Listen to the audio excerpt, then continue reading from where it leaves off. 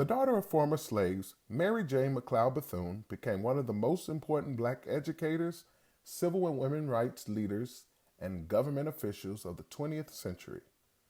The college she founded set educational standards for today's black colleges, and her role as an advisor to President Franklin Roosevelt gave African Americans an advocate in government. The Bethunes moved to Florida, where Mary worked at the Presbyterian Church and also sold insurance. In 1904, her marriage ended, and determined to support her son, Bethune opened a boarding school entitled the Daytona Beach Literacy and Industrial School for Training Negro Girls. Eventually, Bethune School became a college, merging with an all-male Cookman Institute to form Bethune-Cookman College in 1929. It issued its first degrees in 1943. A champion of racial and gender equality, Bethune founded many organizations and led voter registration drives after women gained the right to vote in 1920, risking racist attacks.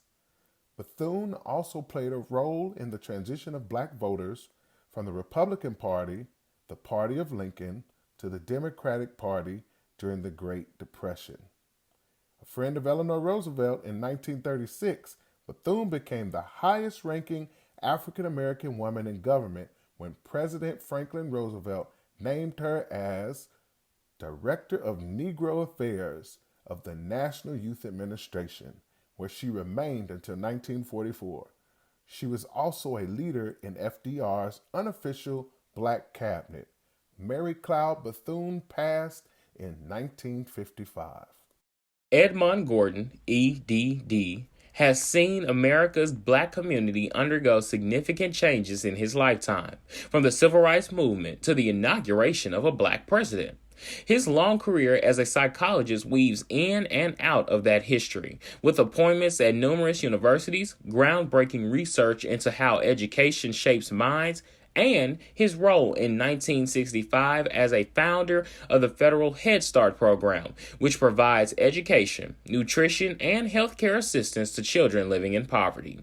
Teachers College at Columbia University, where Gordon founded the Institute for Urban Education in 1973 and once served as dean, recently held an event to celebrate Gordon's career and influence on U.S. education policy. The Monitor spoke with Gordon about how he became a psychologist, his opinion of Head Start today, and how we can improve education for everyone.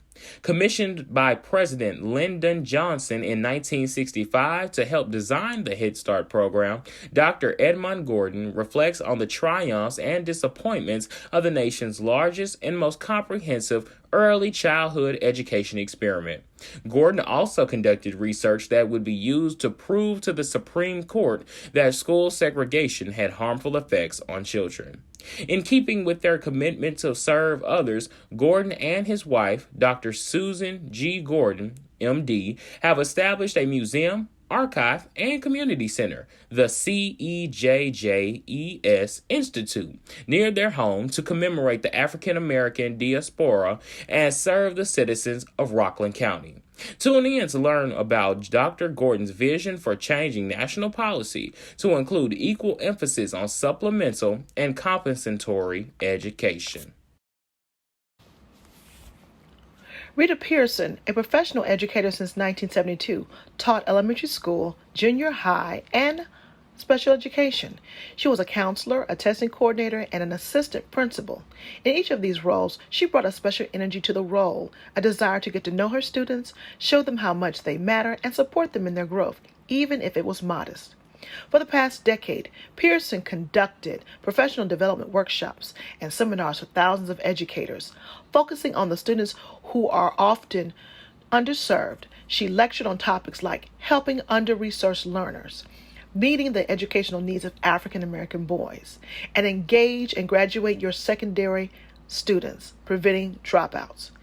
She states, parents make decisions for their children based on what they know, what they feel will make them safe. And it is not our place as educators to say what they do is wrong. It is our place to say maybe we can add a set of rules that they don't know about.